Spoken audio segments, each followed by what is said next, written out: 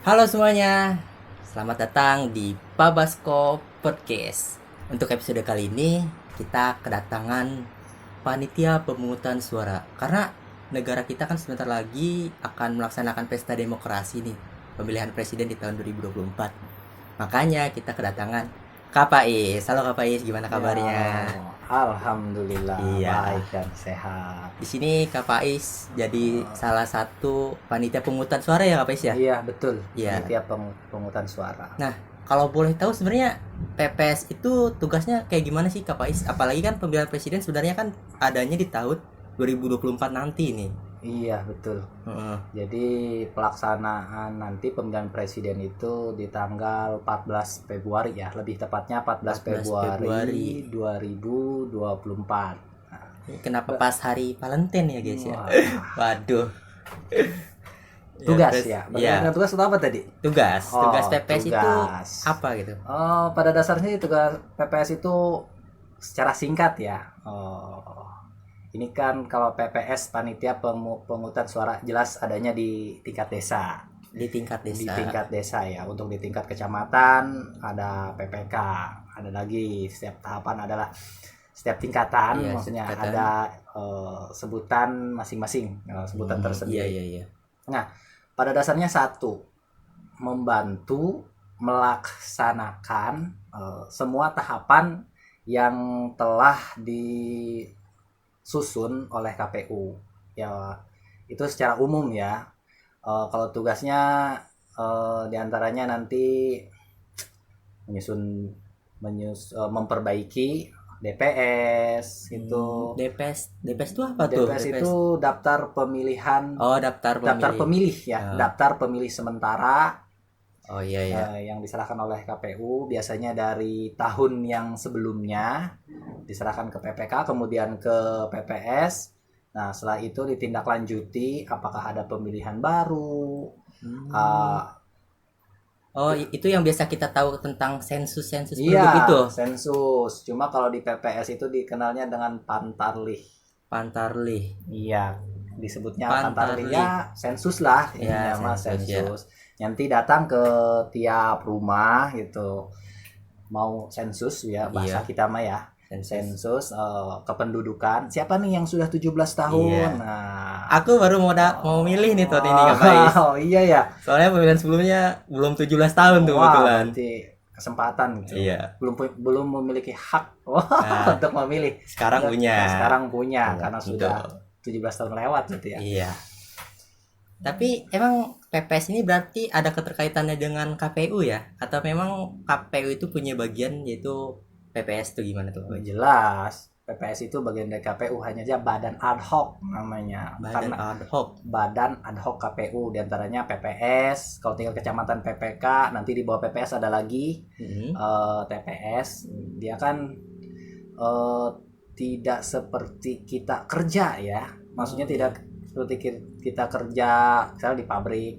Kalau di pabrik kan bisa panjang. Kalau Iya. ini kan hanya sekitar 2 tahun, setahun lebih lah. Nah, oh iya, Karena semuanya. musiman, bahasanya musiman ya kalau Iya. bahasa saya mah. Soalnya Kak Pais sendiri selain jadi PPS ternyata guru guys. Jadi nggak hanya, jadi ini bukan bagian dari kerja ya, bagus masuknya Kak Pais. Atau gimana? Bahasanya bukan bagian dari kerja pokok ya. Iya, bukan Karena- kerja pokok. Bukan kerja pokok kalau profesi sih guru. Yang penting kita itu pintar-pintar lah membagi waktu. Yang alhamdulillahnya biasanya kerja PPS itu di luar jam kita kerja. Di luar jam kerja, iya Nah, ya. Berarti nggak ngeganggu profesi utama lah. Enggak Iya. ngeganggu, hanya saja waktunya harusnya kita istirahat, Wah. ya ada kerjaan. Ya, ada kerja dari tambahan deh. KPU. Emang berarti.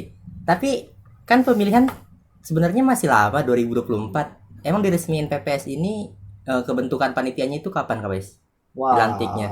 lupa ya. Iya. Sedikit lupa juga untuk tanggal pelantikan.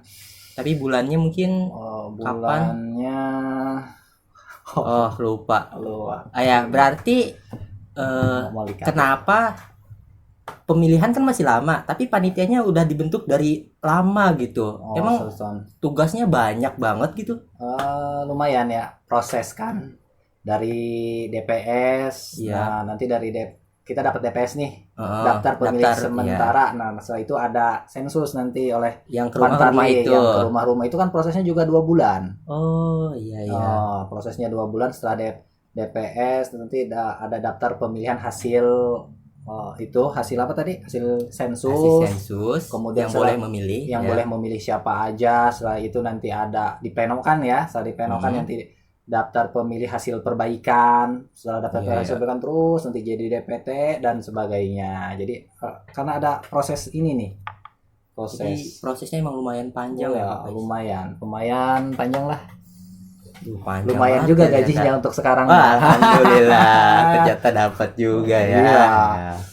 Oh iya Kak Pais, kalau boleh tahu pembentukan PPS itu atau PPS PPK bareng ya pembentukannya? Itu kapan? Beda. Oh beda. PPK itu lebih dulu. PPK Setelah lebih PPK dulu. terbentuk baru PPS. Kalau PPS saya kemarin pelantikan kalau tidak salah ingat itu tanggal 24 Januari. 24 Januari tahun ini berarti ya? Kemarin. Iya, Januari kemarin. Di Puncak, kalau nggak salah Puncak ya. Cuma untuk lokasinya sedikit lupa itu. Ya, berarti ya kurang lebih udah setengah tahun lah ya. Iya, udah.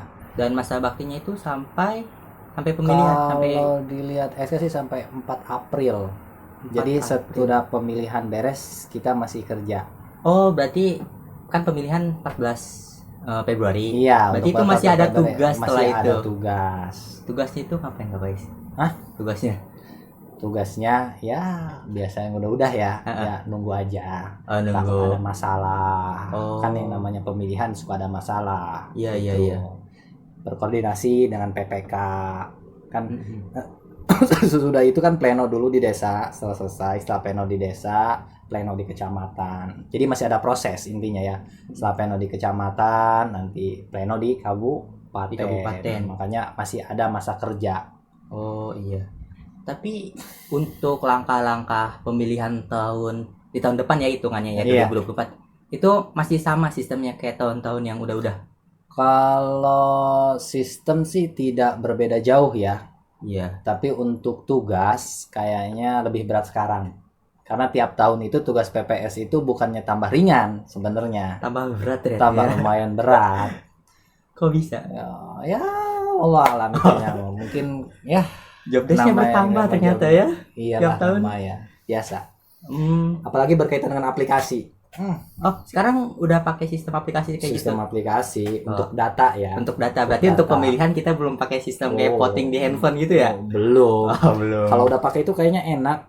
Udah gak ada PPS kayaknya ya. Bisa jadi. Iya. Tetaplah harus ada. Kalau udah sistem voting sensus ya. Bahaya juga. Bisa kena hack nanti. Waduh, iya. Sistemnya juga kan harus ketat. Oh iya sih, bener. Ternyata pakai teknologi juga lumayan riskan juga ya, banyak resikonya juga. Berarti untuk pemilihan ini sistemnya itu kayak kita datang ke tempat pemilihan suara, datang aja gitu udah. Gimana tuh? Atau ada sesuatu yang perlu kita bawa? Biasa gitu? bawa undangan. Kalau kata kita mah ya. Bawa undangan. Ya, orang hajat juga ngasih undangan, apalagi ini. Jadi supaya tepat ya. Jadi biasanya tiap TPS kan ada ketua ya. Ada ketua, berarti ada organisasinya sendiri. Ada ya. Mungkin jawab dulu yang tadi Kak. Ada ketua TPS juga, maksudnya nanti dia yang sebarkan undangan dan anggotanya gitu ya. Kalau ada anggota nggak mungkin dia kerja sendiri di TPS. Babak belur nanti. Apalagi TPS ini adanya tiap desa Kak Pes ya. Ya, untuk PPS tiap desa. Setiap satu desa itu ada 3 orang PPS. Dan dibantu oleh 3 orang sekretariat. Sekretariat mungkin yang berurusan dengan administrasi gitu ya. 3 orang, sama itu 3 orang. Berarti 6 orang ya. Iya. Berarti untuk langkahnya sendiri membawa undangan yang sudah diberi, lalu datang ke tempat pemilihan suara gitu. Iya, seperti itu. Kalau yang tidak dapat undangan, biasanya membawa KTP elektronik. Membawa KTP. Iya, biasanya harus membawa itu ya. Harus dibawa bukan fotokopiannya lagi. Bukan. Kalau yang tidak dapat undangan. Undangannya itu diberikan pada saat sensus datang ke rumah-rumah atau ada waktunya? Enggak, kalau sensus itu biasanya awal-awal ya, awal pembentukan PPS kurang lebih 1 bulan lah setelah setelah PPS terbentuk, nah maka kita nanti membentuk yang disebutnya pantarlih. Iya, pantarlih. Tukang sensus lah kalau yang kalau bahasa di kita supaya gampang dipahami. Nanti dia sensus tuh ke tiap rumah gitu. Siapa aja yang sudah masuk kategori punya hak untuk memilih. Nah, untuk berbicara tentang hak untuk memilih, berarti selain usia ada nggak sih syarat tertentu untuk kita bisa ikut memilih gitu? Ada. Apa tuh? Yang pertama. Oke, yang pertama. Yang pertama itu minimal usia 17 tahun. Ya, minimal usia 17 tahun. Terhitung dari pemilihan umum nanti. Pemilihan umum tanggal berapa? 14 Februari tadi. Iya, tanggal 14 Februari 2024. Tinggal kurangnya aja tuh. Kira-kira yang usianya 17 tahun itu kelahiran berapa? Berarti kan 2007 ya. Iya. Setiap yang kelahiran 14 Februari 2007 berhak untuk memilih. Nah, makanya yang umur segitu itu harus didata. Ya. Makanya ketika BIMTEK untuk sensus, untuk para pantar itu ditekankan, hati-hati. Cari yang paling dasar kelahirannya 14 Februari tadi, 2007 ya. Patokannya di KK. Ya, karena nggak mungkin udah punya KTP. Iya. Biasanya kan pemilihan dilakukan pagi ya? Ya, dari pagi sampai siang. Nah, kalau lahirnya siang atau malam gimana tuh? Ya, kan belum tepat waktunya, tapi udah tanggalnya. Kan jamnya nggak ditulis. Yang penting kelahirannya tanggal segitu. Iya kan, takutnya dihitung jamnya juga tuh kan. Kecuali tahu di kakak. Kan di kakak nggak ditulis. Kalau tulis jam, kelahiran pukul 7 pagi. Waduh, repot kayaknya petugas. Petugas bikin akte itu. Iya. Mungkin syarat yang lainnya ada nggak? Nggak mungkin kan orang gila gitu ikut milih di tempat pemilihan suara gitu. Jelas. Orang gila mah harus masuk rumah sakit gila itu. Masa orang gila suruh nyoblos. Nanti TPS-nya kacakan. Nggak bisa pada milih nanti. Berantakan tempatnya. Bubar. Ya, di samping itu syaratnya ada sih. Usia 17 tahun atau sudah menikah. Pernah menikah lah. Sudah menikah. Berarti walaupun di bawah 17 tahun udah menikah boleh? Ya, harus. Punya punya hak dia untuk memilih. Punya hak. Iya. Bisa gitu ya. Padahal kan syarat di usia 19 tahun di negara kita kapan itu gimana? Iya, kan itu syarat. Iya, itu syarat. Kalau di bawah 19 tahun bisa menikah, kan ada pengecualian bisa lewat pengadilan. Harus ke pengadilan dulu prosesnya. Kalau di bawah gitu. 19 tahun. Di bawah 19 tahun. Berarti kalau PPS ini ikut mengawasi pemilihan gitu nggak sih KPS? Pada saat nanti 14 Februari gitu. Punya tanggung jawab gitu nggak? Kalau tanggung jawab pengawasan ada badan tersendiri. Ada badan dari Panwas ya. Dari Panwas namanya PTPS untuk di setiap TPS pengawas tempat pemungutan suara. Iya. Pengawas tempat pemungutan suara. Iya, ada pengawasnya. Kalau PPS hanya secara teknis. Jadi harus seperti ini, harus seperti itu, jangan sampai salah langkah. Ketika ada temuan, misalkan kecurangan dan sebagainya, nah itu nanti tugas yang pengawas pengawas TPS. Iya. Berarti jadi PPS juga perlu ada pelatihannya juga berarti KPS ya? Ada BIMTEK-nya juga. Ada BIMTEK-nya juga. Ada. Soalnya ada kayak ada aturannya juga, ada pedomannya juga gitu kan ya. Iya, ada. Ya. Kan kita mengikuti tahapan nih. Jadi setiap tahapan biasanya kalau kita mau bentuk pantarlih misalkan tadi yang tim sensus, kita sebelum pantarlih di BIMTEK oleh PPS sendiri di BIMTEK, nanti oleh PPK di BIMTEK harus seperti apa prosesnya, termasuk nanti ketika mau pemilihan sama PPS biasanya di BIMTEK dulu. Jadi alurnya harus seperti apa. Bisa saja ada perubahan kebijakan atau perbedaan dari tahun sebelumnya. Bisa aja ada perbedaan. Nah, setelah kita di BIMTEK, nanti kita BIMTEK lagi ke TPS, ke KPPS itu. Harus seperti ini.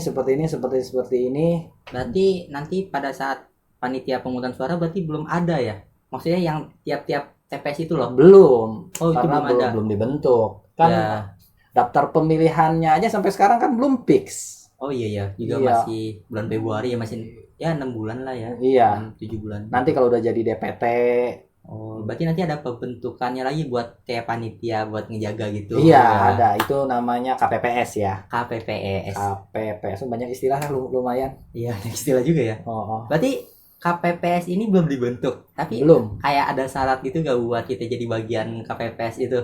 ada. Minimal kalau yang udah minimal syaratnya itu ijazah SMA.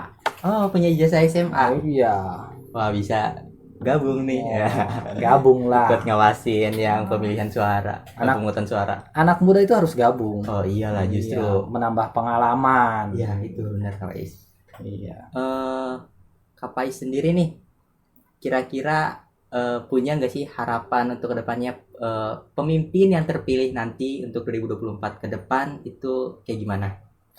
Yang pasti punya visi dan misi yang bagus ya untuk negara Untuk kita, negara kita. negara Republik Indonesia. Iya.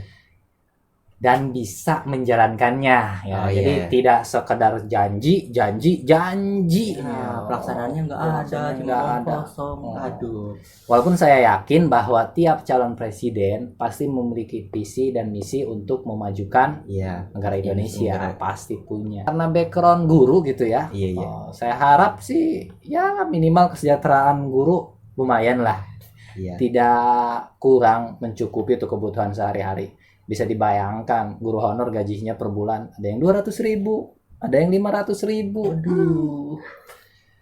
Anak aja sekarang anak sekolah jajan sehari 10.000 sampai 20.000. Aduh, Masa dikali sebulan. Masa gaji gurunya 500.000 mau makan apa gitu kan? Ya karena kan Iya, iya. bahas pendidikan ya. Iya betul. Pendidikan itu paling nomor satu lah Iya, dalam justru. sebuah negara. Kalau pendidikan maju, ya Negara juga sumber daya manusia juga maju. Kalau sumber daya manusianya maju, otomatis bisa memaksimalkan sumber daya alam yang ada. Iya. Ternyata pemanfaatan sumber daya alam di negara kita juga masih ada campur tangan negara asing juga ya, Pak. Iya. Karena SDM kita masih belum mampu. Ya, berarti jangan lupa sejahterakan guru. Wah. Oh ya, Kak Pais, untuk Iya. menutup, mungkin Kak Pais pernah nggak sih ngelihat baliho-baliho di jalan itu kayak spanduk, partaiku ini presidenku, kalau enggak partaiku menang, presidenku siapa gitu. Oh. Itu suka ada aja tuh di jalan-jalan kayak gitu. Biasa Gimana itu tuh? mah. Ya jelas kan presiden itu biasanya diusung oleh partai. Iya betul. Iya. Berarti bisa kita anggap pemilihan itu kompetisi. Mungkin seperti itulah. Ya itu aja lah, udah cukup ya guys ya.